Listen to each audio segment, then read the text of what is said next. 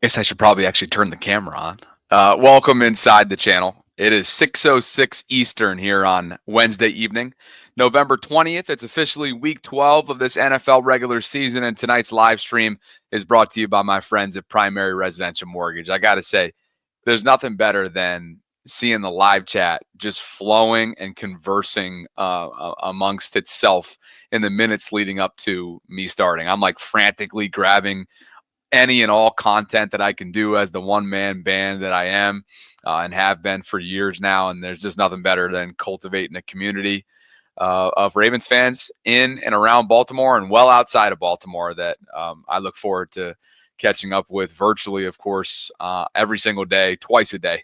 This time of year, it becomes a twice a day kind of feat when it comes to the vault at the lunch hour and whenever the hell I'm streaming, which is typically in that 5 to 6 o'clock range. Hopefully I didn't throw you off too much, Teal. I know 5 o'clock has been a sweet spot for me in recent weeks, but there was just too much content tonight, and here we are. And I kept getting peppered with FaceTimes by my family, too. So there you have it. 6 o'clock, Thanksgiving right around the corner. Hopefully you and yours are getting ready to celebrate, get together, and enjoy the holiday season. But you know what we're getting ready for. And the Monday before Thanksgiving, the Harbaugh Bowl, chapter number 3. And John has had the advantage over his younger brother, Jim, in the 2 times that this game has been played. We all remember most notably in February of 2013 down in New Orleans. The Ravens get their second franchise Super Bowl, taking down the San Francisco 49ers, even though it was awfully dark there at the half. 34-31 was the final. And then November of 2011, Ravens beat the 49ers 16-6 in a regular season game. So one certainly more notable than the other. But Jim Harbaugh just a short while ago in Los Angeles talked about his older brother, John. Yeah, nobody could have a better brother. Maybe biased in that way, but yeah, I really love my brother, best friends. Proud of him. Speaking of your best friend, what would you say you growing up together do you admire the most about John? That he puts God first, and he's just a great example setter. Great. He's a great son. He's a great husband. He's a great father, and great brother.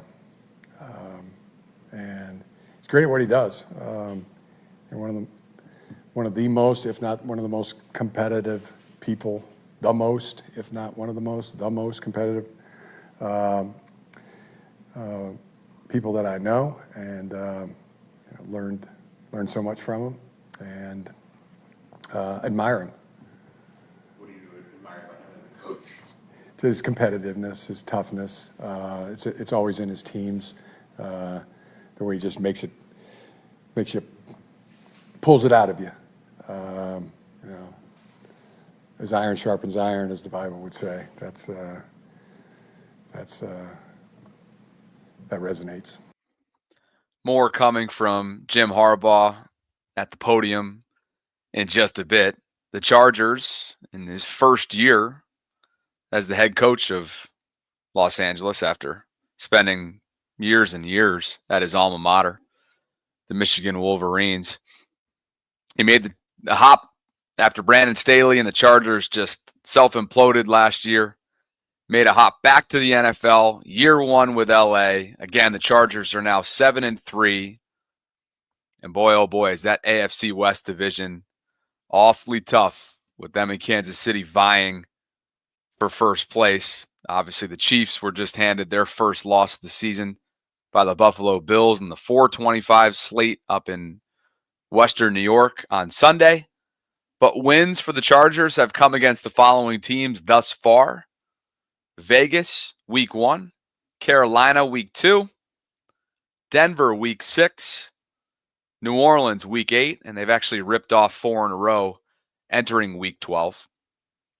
New Orleans, Cleveland, Tennessee, and Cincinnati, as we all watched, or I assume some of us watched that on Sunday Night Football. Big night for Justin Herbert. Big night for J.K. Dobbins. And of course, this is the Ravens West team, whether it's, take your pick.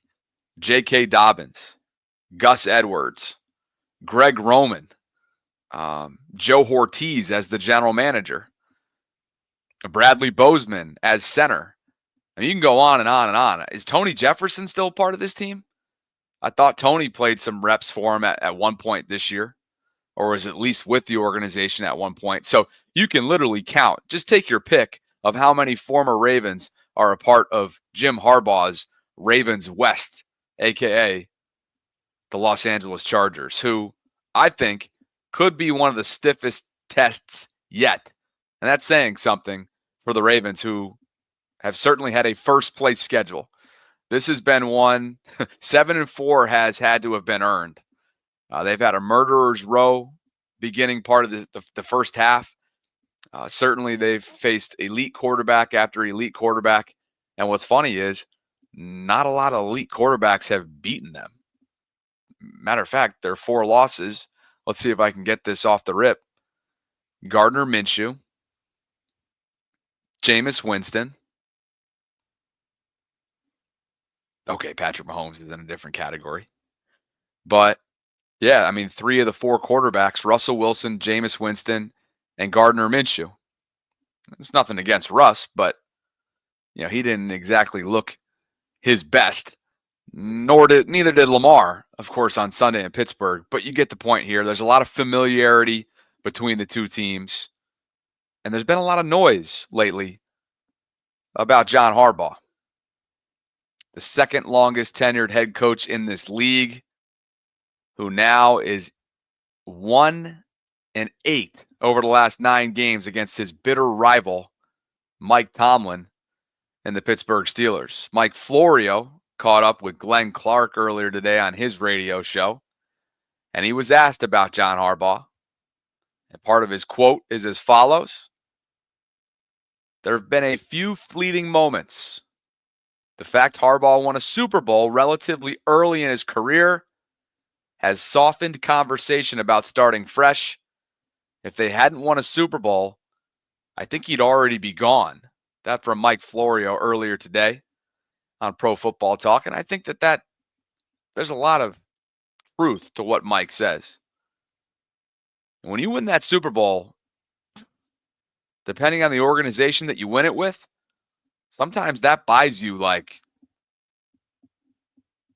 a nice chunk of time. I don't want to put a specific number out there because it's all relative. But I can guarantee you one thing. Something that's resonating with this fan base, you would think something that would resonate with the ownership, is that one for your last 9 against your bitter rival, even though you have the better resume over the last, say, 4 or 5 years or so, especially the better playoff resume with more wins. I don't think Tomlin and the Steelers have won a playoff game since 2016, I saw. Don't quote me on that, but that was the statistic or some tweet that I saw within the last week or so.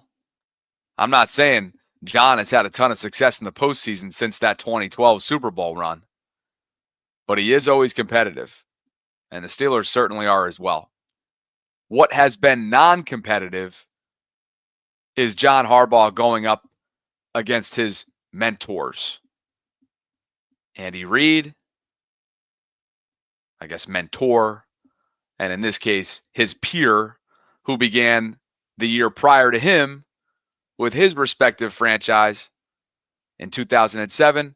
And of course, Harbaugh joined the Ravens in 2008.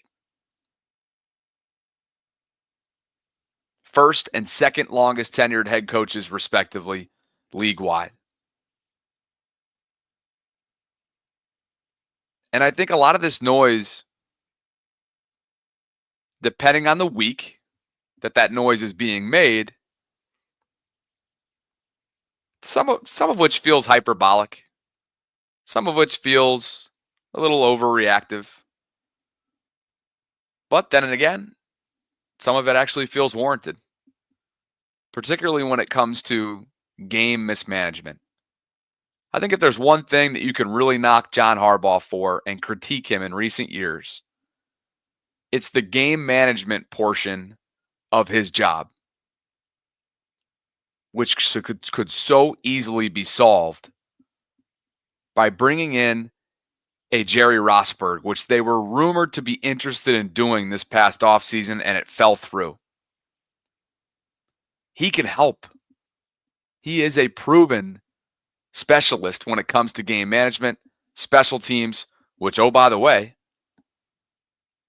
has been an issue for the Ravens this year. It didn't stop Tom Pelissero of NFL Network, who named Chris Horton, special teams coordinator, as one of the up-and-coming candidates for this upcoming hiring cycle for NFL head coaches. It didn't stop him from naming Chris Horton. I was pretty surprised to see that, to be honest with you. It was a short list, and Chris was on it.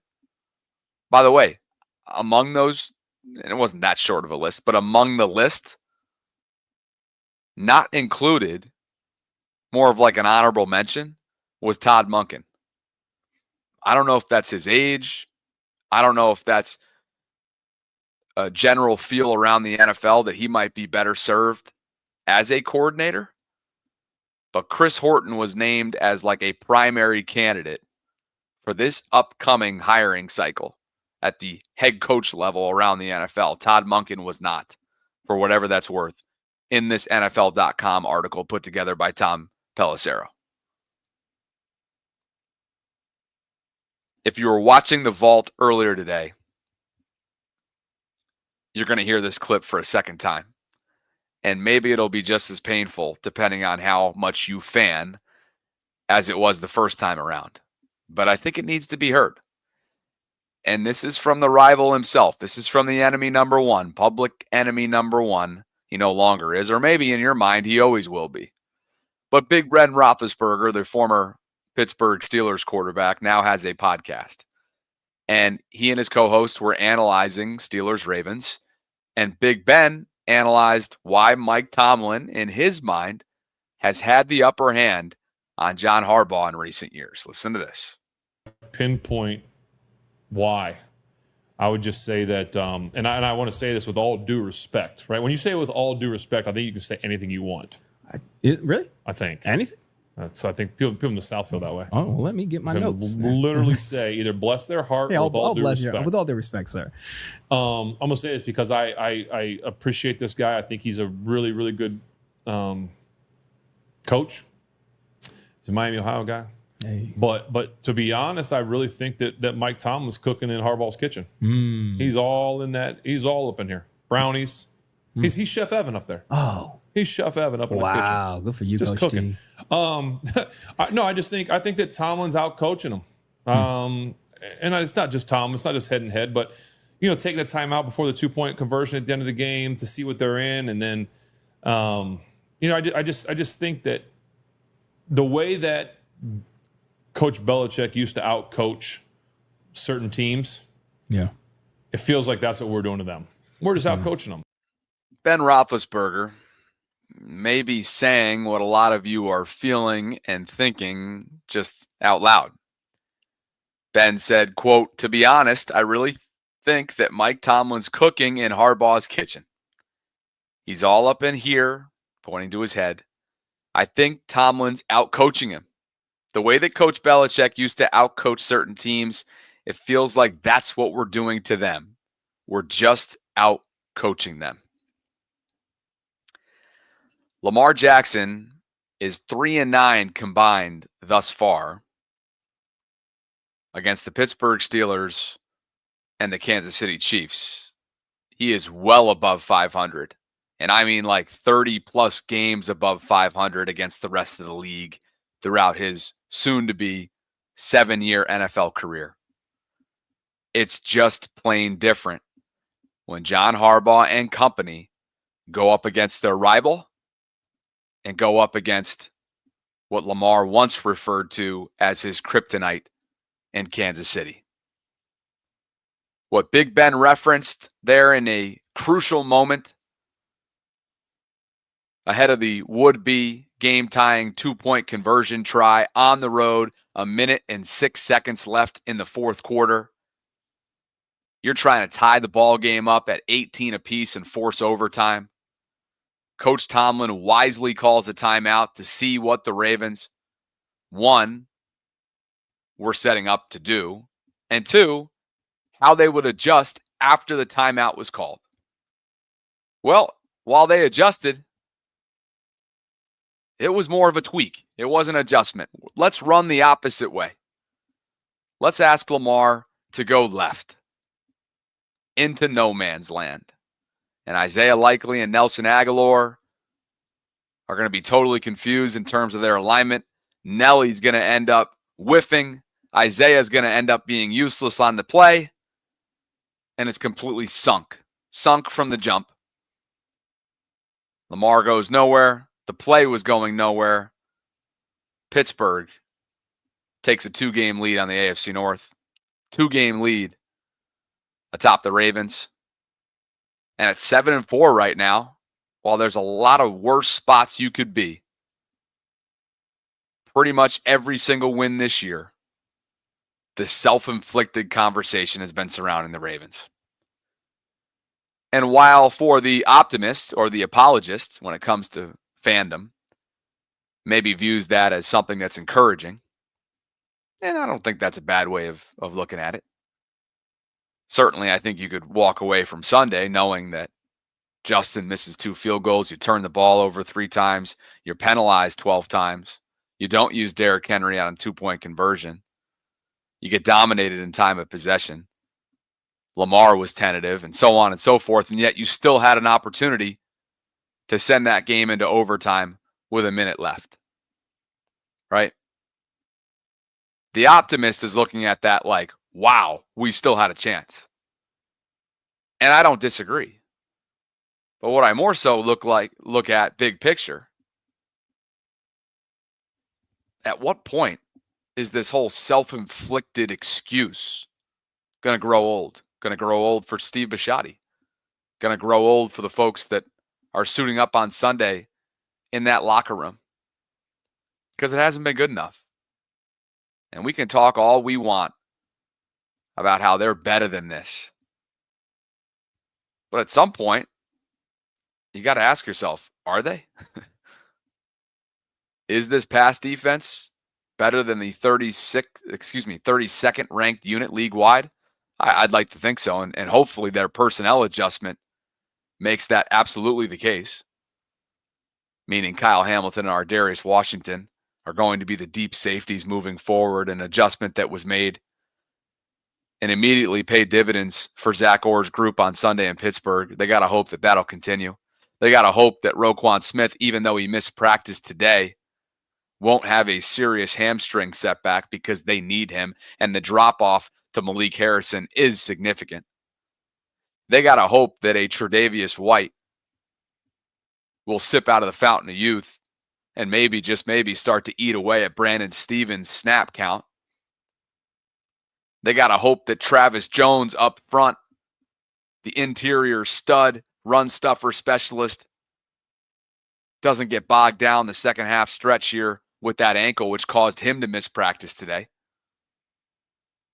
They got to hope that Arthur Maulette, who's a veteran corner, good nickel, physical, hard-hitting, AFC North kind of player, former Steeler, they got to hope that that calf strain doesn't linger. They could use that veteran experience in the secondary. And so there's a lot of things that need to go right for this team. And there's certainly a lot of things that have gone right. We'll get into the offense a little bit later on. I'm not ready to write off this group whatsoever after the Steelers' performance. Weird shit happens when the Ravens and Steelers link up together. Can we all agree on that? What was I thinking with a 30-26 prediction in favor of the Ravens? Not necessarily in the fact that I picked the Ravens as winners, although most of you probably think that whatever team I pick means the opposite's going to happen. And you know what? Shit, you might be right sometimes. But what I more so mean is, what the hell was I thinking with that score? December 21st, I promise you, I will be selecting a low-scoring game. I promise you that. The hell got into me this past time around. 30-26? Yeah, right. We'll go like 20-18 the next time around. 1st to 20, which didn't even happen on Sunday in Pittsburgh. This is all to say,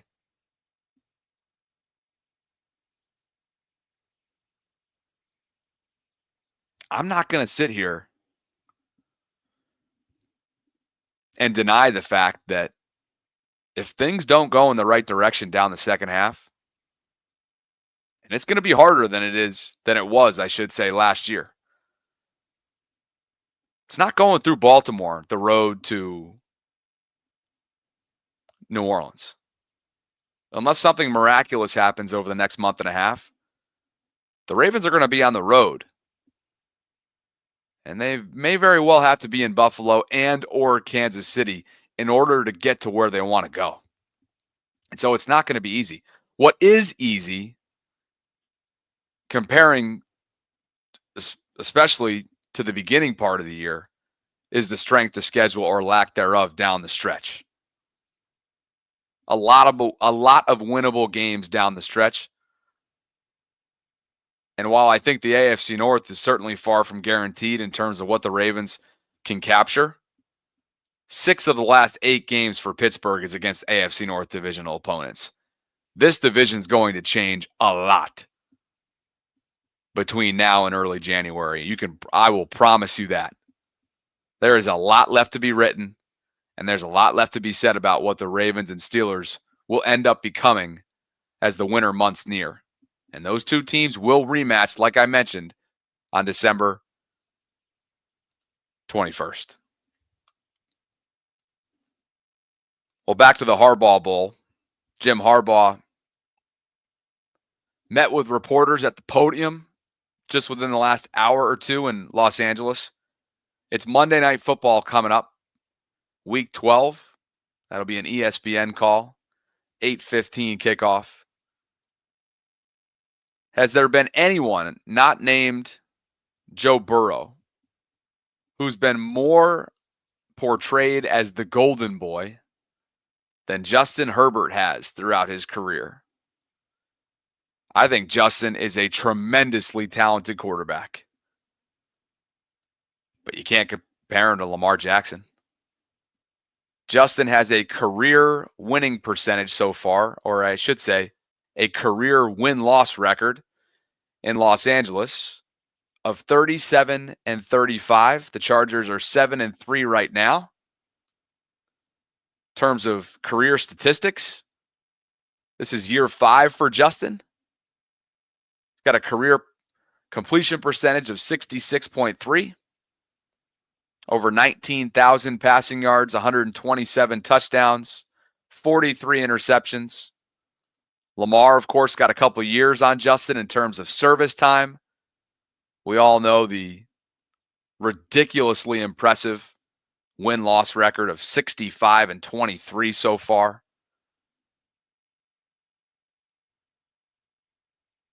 Over 18,000 passing yards, 150 touchdowns.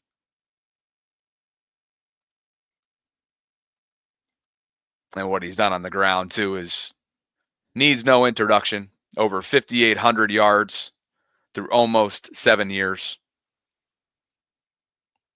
31 rushing touchdowns to go along with that as well. Not asking a lot of him this year when it comes to the rushing attack, but obviously a lot of that has to do with his running mate, Derrick Henry, which we'll get to. Jim Harbaugh talked about Justin and Lamar, was very complimentary of both. And while he certainly was trying to build up his QB1, listen to the comparison he made and listen to the lofty compliment that he gave to Justin. And he also talked a little bit about Lamar as well. Done, like to your question, how is Justin, that's what he's been doing his entire career. He has the most completions of any quarterback in the history of the National Football League in their first 5 seasons. He has the most fourth quarter comebacks, in that time span of any quarterback in the NFL. So it is what it is. I mean, enjoy it. He's not only one of the best in the game, currently he's one of the best of all time. I do not think I'm going out on a what do they call it, on a ledge, on a limb. I do not feel at all like I'm going out on a limb and saying that. Lamar Jackson, I know you mentioned earlier this week that you've seen him up close, but Yeah. what kind of challenge is he to have to defend? And up close, what have you seen that makes him so great? He's great. He's at the highest level. I mean, he's right there with Justin. You know, he's one of the best quarterbacks in the game currently. He's one of the best quarterbacks in the history of the National Football League.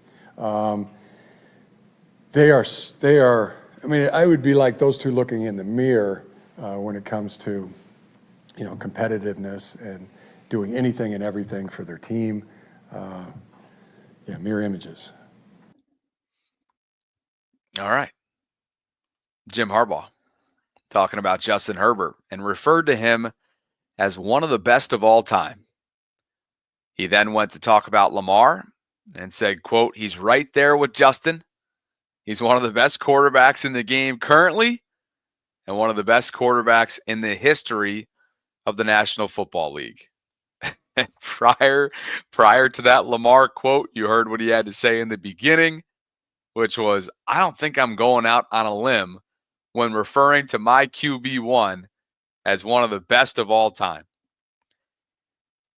Oh, man. Do I think this is wild? Yes, I do think this is wild. Do I think that this is every bit strategic and simply Jim building up his quarterback who is young and who has been through it when it comes to the incompetence and the dysfunction within his organization over his 5 years in this league? Yes. What has Jim done since he's gotten there? He has rejuvenated the Los Angeles Chargers. He has built a legitimate rushing attack. He has a stingy, flying around defense. And of course, he does have a quarterback that is extremely gifted, both through the air and mobility-wise. But he can't hold a candle right now, resume-wise, to what Lamar has done throughout his iconic career. This is not to demean or downplay who Justin Herbert is and what he may end up becoming in this league. It's more so, let's make sure that we disassociate the two. Or better yet, let's make sure we have Lamar in one category and Justin in another. That's what Lamar has earned. Lamar has earned the right to be in a category where you view him as a tier below Patrick Mahomes. And there's a number of quarterbacks that are either in that tier or just below it. For my money, Josh Allen and Joe Burrow are just below the tier that Lamar sits. And Lamar is below the tier that Mahomes sits. Now, stylistically, you can take all the different approaches that you want. To each his own, to each her own, to each their own. I get it. There's something absolutely beautiful about Joe Burrow and the way in which he slings the rock. It's pretty freaking incredible watching Josh Allen make one-of-one plays. And damn it, Justin Herbert's deep ball is one of the most ridiculous things you ever see when he pops back, screws that thing, and corks it and rolls. Pause. Bunch of pauses. Yeah, I'll get out in front of it. But Lamar, the one-of-one iconic plays that are an annual tradition when it comes to his game, the amount that he wins games time and time again, to the tune of a 65-23 career record, the resume, the Pro Bowls, the MVPs, potentially another one on the way. Yeah, I know. Pause. I'll get out in front of that.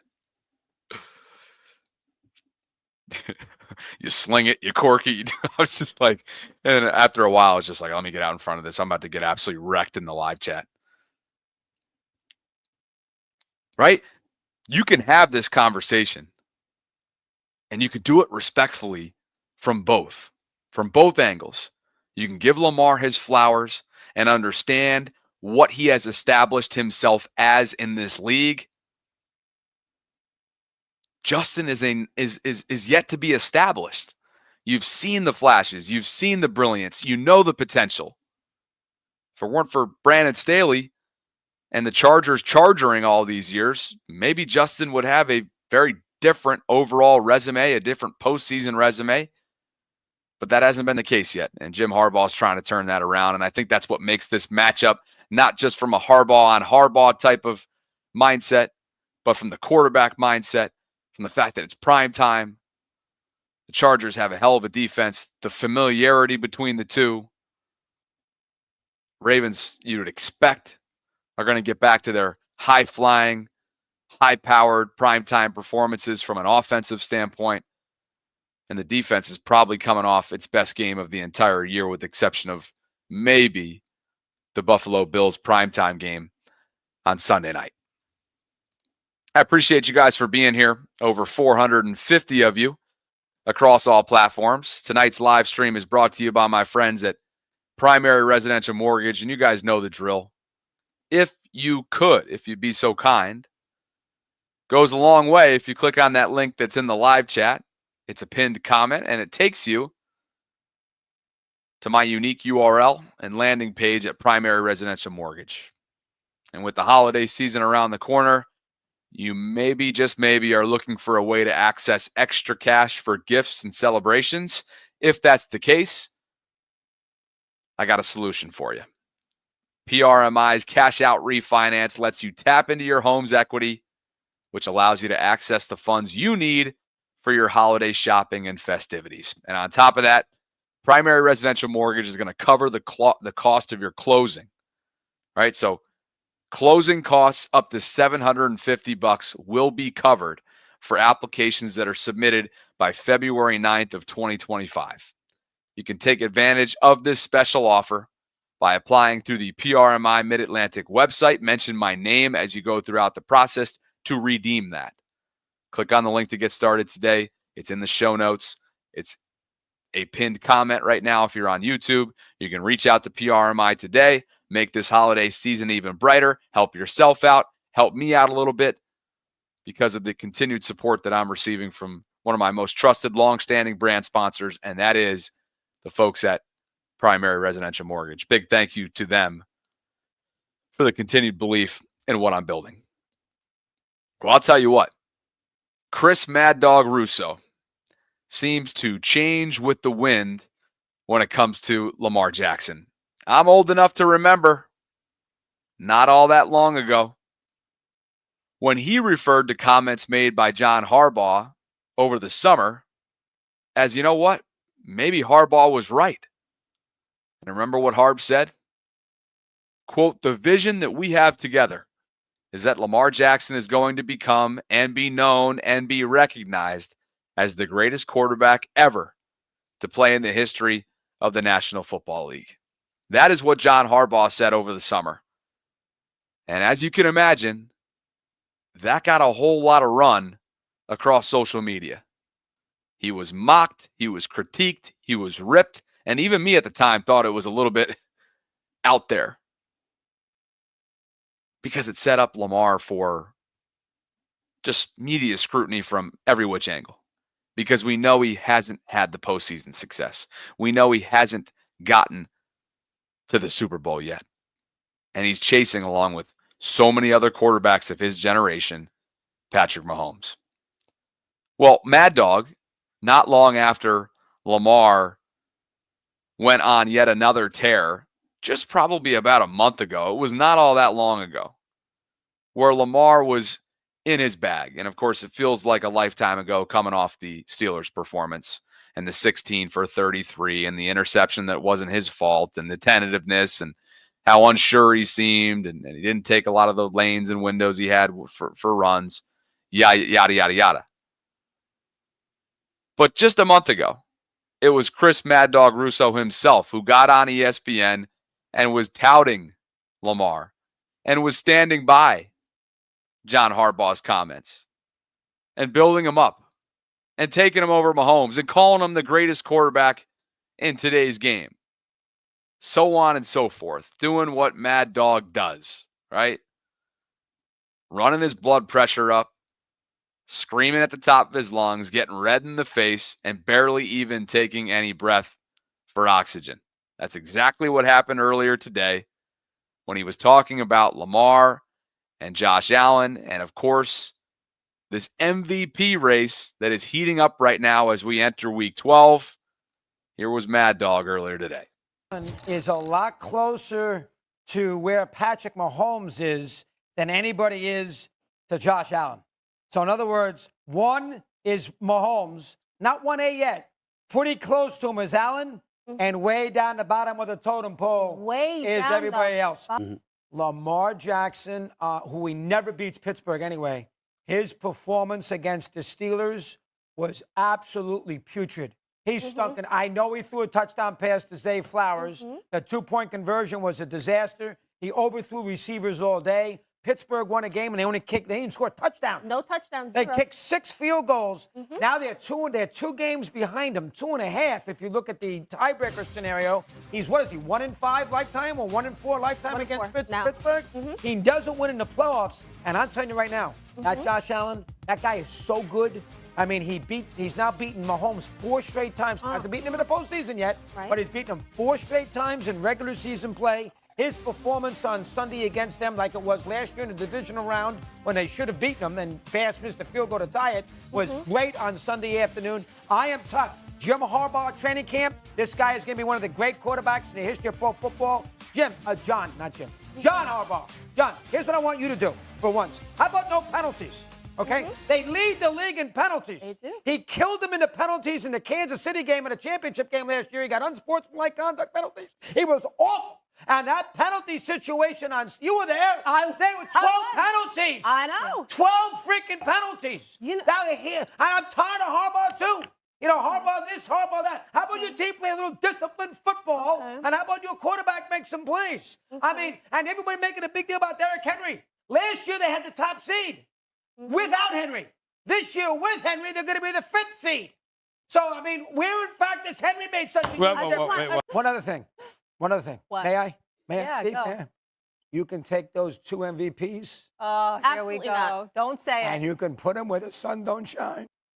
You can take those 2 MVPs and shove them where the sun don't shine. Understandably, Ravens flock on X and social media running hot over those comments. He did have a smirk on his face in the classic Mad Dog kind of look that he's given when he's trolling. And look, am I not for real when I say that this dude changes with the wind when it comes to his Lamar Jackson coverage? Which one is it, my guy? Come on, doggy. I know you're not. Is he getting old? Does he not remember when he stood 10 toes down and backed up John Harbaugh's comments like I just referenced prior to that clip from over the summer? That was only a month ago, it feels like. I mean, he went scorched earth in all the best ways, referring to Lamar Jackson as the best player in the league. And you're telling me one Ravens-Steelers performance where they should have won and it was not his fault? Was he perfect? No, we've already talked about that at time and time again. But you're confidently telling me right now that his MVPs don't matter? And that Josh is the closest player to Patrick Mahomes? Current odds have Josh over Lamar right now, according to this Fox NFL MVP odds list. Josh is plus 150, Lamar is plus 200, and there's a gap between Lamar and Jared Goff. Josh is a second-team All-Pro, a 2-time Pro Bowler. He's thrown for a ton of yards, thrown for a ton of touchdowns. Aesthetically, stylistically, he is absolutely exceptional to watch. He's also been very, very turnover prone, which hindered his MVP candidacy a year ago. They are 9-2 and certainly vying for that top overall seed, whereas if the postseason were to start tomorrow, Lamar Jackson's Ravens would be the 6th seed, matching up with the 3 seed Pittsburgh Steelers. You can't compare to Lamar's resume unless you're Patrick Mahomes. A 2-time MVP, a 2-time first-team All-Pro, a 3-time Pro Bowler. He led the NFL in passing touchdowns during his first MVP season in 2019. He holds the single-season rushing yards by a quarterback milestone with over 1,200 from 2019. And he's got 4 perfect passer rating games, tied for the best ever with Big Ben. That's just to name a couple of his accolades, and we haven't even gotten into the amount of games that he won in a ridiculously short amount of time at the quarterback position. There is no comparing resumes. And the same goes for Joe Burrow. Again, aesthetically, stylistically, you can sing Joe and Josh's praises till the cows come home. And Joe has actually played for a Super Bowl. He's made it to a Super Bowl and lost.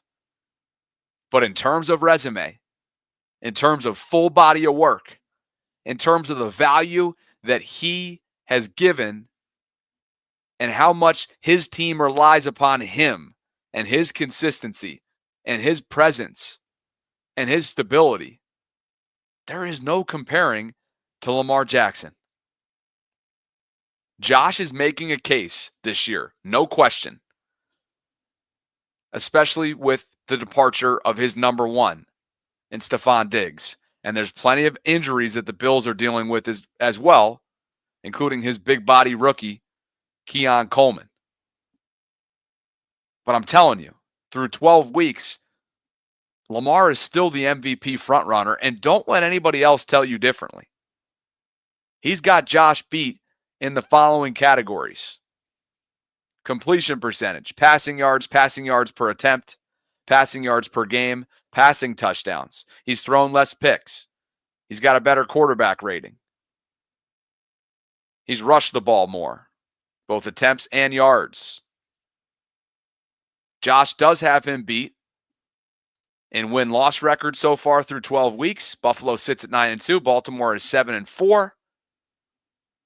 And Josh does have more rushing touchdowns this year with 5 to Lamar's 2, but that certainly has not been the priority when the Ravens get to inside the 20 because of a guy named Derrick Henry. And so while this candidacy and while this debate and this race is far from over, do not let anybody convince you otherwise. Lamar's the guy through week 12, but Josh is coming, and he's coming in quick. Take a look at this graphic put forth by Patent Analytics. And the graph asks the question, which quarterbacks excel at creating plays outside of structure? That means plays outside of the pocket and passing attempts beyond the first read, a.k.a. I'm going to make something when things break down. And wow, look at where Lamar and Josh are.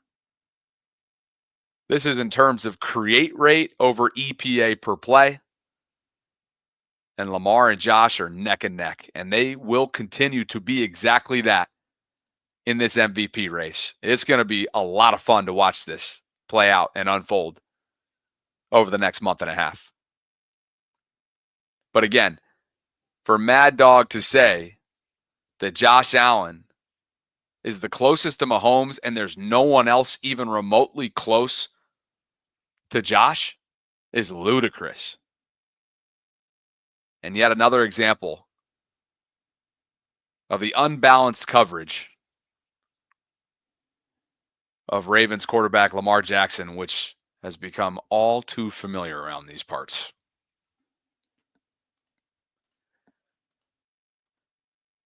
Let's check in on the King, courtesy of some Ravens notes and the Week 12 spotlight.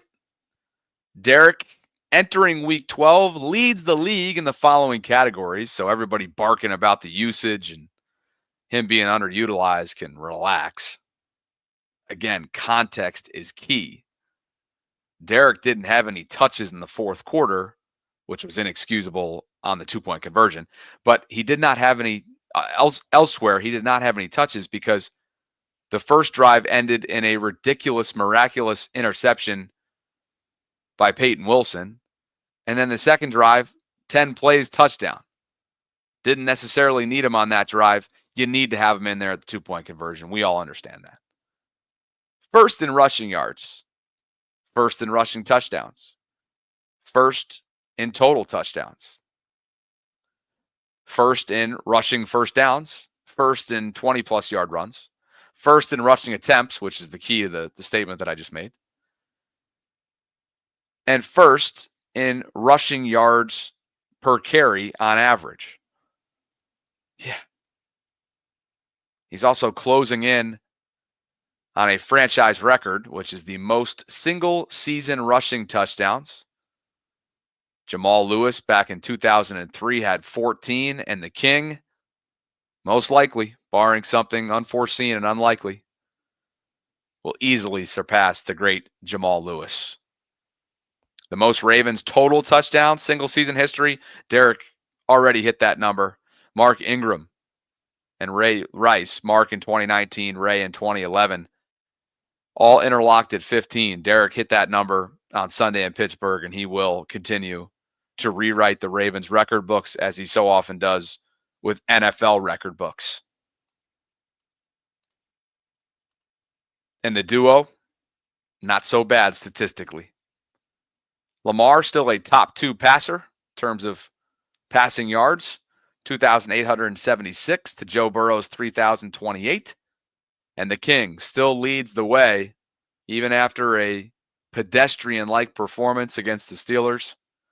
1,185 rushing yards, leads the way through 12 weeks. Saquon sitting at second with 1,137. That's what I got for you tonight, folks. Dre Dog hits me with a live chat, super chat. What up, Dre? Dre says it's sick to think every team the Ravens have played has at least one true wide receiver. EDC's got to do better. Love Zay, but he's not a true number one. Playing like it at times this year, though. A top 5 wide receiver, by the way, in terms of receiving yards. Sean Ivey also making a good comment about 5 minutes ago. Telling me, Bobby, Lamar won 2 MVP awards with no number 1 wide receiver. Yeah. That's such a great point, going back to the earlier conversation that I was having when it comes to Josh versus Lamar. Stephon Diggs is a bona fide number 1. I mean, he went down with a season-ending injury in Houston earlier this season, but no question. What Lamar has done with less, the more that he's given to this team with less, year in and year out, is probably his greatest strength. Yeah. I mean, what was the 2019 receiving core? It was Hollywood Brown. It was Willie Snead. It was Seth. Of course, I'm going to forget his last name now, too. Help me out, chat. It was Seth. Mark Andrews was on that team. Nick Boyle was on that team. Come on, who was it? Seth Roberts. Seth Roberts. So, yeah, one of his all-time achievements is that 2019 MVP season. Not only was it his first as a starter, as a full-fledged starter, but the lack of supporting cast is just exceptional. And he broke Michael Vick's single-season record for a quarterback rushing yards that year. Mark Ingram had a career year. Defensively, they had a championship-esque team that got smacked in the divisional round against Tennessee that came in hungrier and beat them. How could I forget about Miles Boykin? Look, I don't disagree that Zay's not a true number 1. I was kind of saying that in the preseason, then I kind of apologized to him a month ago. He's top 5 right now, receiving yards wise, but I've always been of the belief that he would be a tremendous number 2.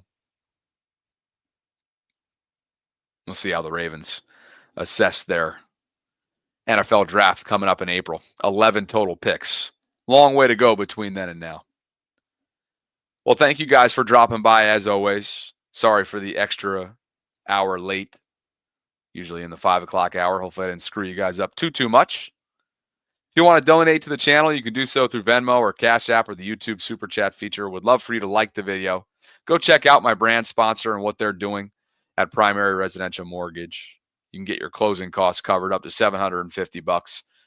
And they're just a great company to work with. And I'll continue to roll out different deals and incentives and all kinds of opportunities for you. Sarah and I will be back on Thursday. Ravens-Chargers preview on Friday at 12:30 Eastern in the afternoon, of course, for our Ravens lunch hour live streams. And yeah, going to go back to upstate New York this weekend. So all of next week will be done from my mother's basement. Haha. And yeah, hope you guys are have a fantastic week. Lots to get to. Steak dinner number 2 coming up tonight. Hope you guys have a good dinner. Enjoy. We'll talk soon. Thanks to Primary for the continued support of my channel. Thanks to all of you for dropping by. Catch up with you guys later. Talk to you.